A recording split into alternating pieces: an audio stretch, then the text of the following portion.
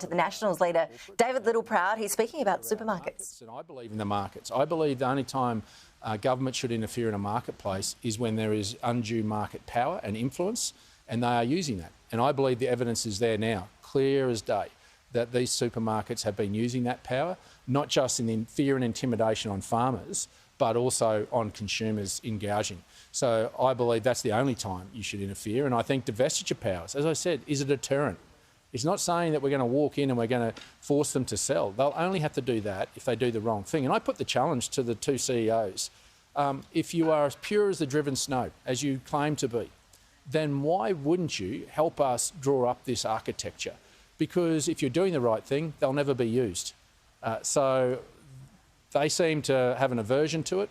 I think we've got to a juncture now where protections need to be given to farmers and to consumers, and whoever wants to come with the Nationals on that, and the Greens have, I thank them for that, but we want to work to make sure we get the architecture right, because if we don't get that right, then we miss the opportunity of that protection. Can you just walk me through a little bit about what's different, what amendments you want to make different to the Greens ones, and then just to follow on that, wouldn't this have to go to a Senate inquiry even with the Greens bill, and so that would still be another inquiry? Well, no, the Senate committee would look at that bill when it goes through the Senate, not a formal Senate inquiry that you're seeing at the moment that Senator McKinn is leading.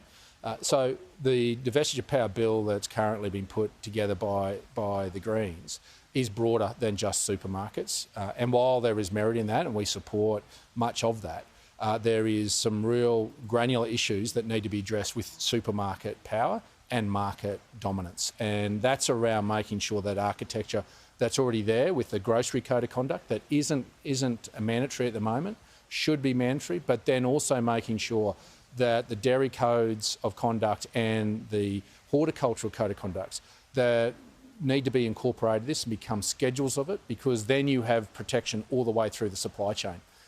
You would go through the suppliers, the processors, right through to the supermarkets. Those codes don't cover that.